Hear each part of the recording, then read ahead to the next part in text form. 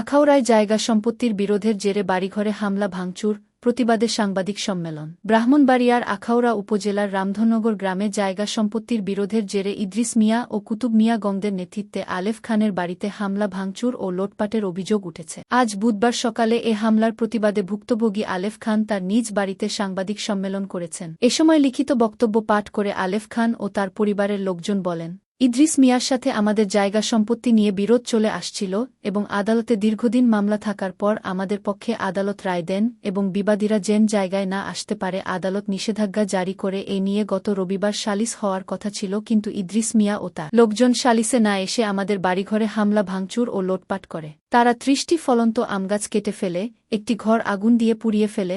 সংবাদ সম্মেলনে তিনি কয়েক লক্ষাধিক টাকার ক্ষতিগ্রস্ত হয়েছেন বলে দাবি করেন। তিনি আরও জানান, কুতুব মিয়া ও ইদ্রিস গংরা আওয়ামী লীগের লোক, এখন তারা বিএনপির নেতা বলে দাবি করেন। আলেফ খান তার পরিবারের নিরাপত্তার জন্য প্রশাসনের সহযোগিতা কামনা করেন। এ বিষয়ে আখাউড়া থানার ভারপ্রাপ্ত কর্মকর্তা ছমি উদ্দিন জানান, এ বিষয়ে কোনো অভিযোগ পায়নি, অভিযোগ পেলে আইনানুগ ব্যবস্থা নেওয়া হবে। আমার নাম মোহাম্মদ আলেফ খান। জায়গা নিয়ে দীর্ঘদিন যাবৎ আমার পার্শ্ববর্তী বাড়ি আমারই ফুফাতো ভাই ইদ্রিস মিয়ার সাথে দীর্ঘদিন যাবৎ এই জায়গা সম্পত্তি নিয়ে দেয়ান দরবার আমার বাবা থাকতেই এগুলো কইরা আসছে। তো আমাদের সম্পত্তি হয়েছে বর্তমান ঢাকা টু সিলেট রেলের উত্তর পাশে। তো এই পাশে আমাদের যে পাইনাল খতিয়ান একটা বিএস হয়েছে, এটা আমরা ভাই বোনেতে যার নাম হয়েছে বন্টন ফন্টন করে আমরা শান্তিপূর্ণভাবে বুক দখলে আসি। তো আমি আমার একটা জায়গা আমার প্রয়োজনে বিক্রি করছি, ওই পার্টি জায়গাতে গিয়া কাম কাজ করতে গেলে হারা বাধা দেয়। তখন আমি একটা 144 মামলা দাঁড়ি করি ব্রাহ্মণবাড়িয়া অতিরিক্ত জেলা ম্যাজিস্ট্রেট কোর্টে। ওই মামলার থেকে আমার পক্ষে রায় দেয়।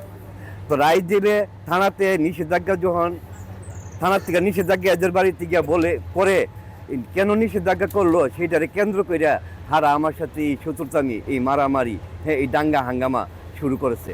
হারা আইনও মানতে রাজি না, দেশও মানতে রাজি না, গাইনও মানতে রাজি না। হারার কথা হইলো সহজ যে জায়গা দেখবো হারা এটা নিতে হইব। হ্যাঁ, এই পর্যন্ত কয়েকবার সালিস সভা হয়েছে এবং জায়গাও স্কেচ করে নাপযোগ করা হয়েছে। হ্যাঁ, অর্থাৎ কোনো অবস্থাতে হারা কোনো আইন সালিস সভা মানতে রাজি না। এবং 4-5 জন চেয়ারম্যানের কাগজও আমার কাছে আছে এবং সালিস যে কইরা গেছে অনেক আমিনরাও।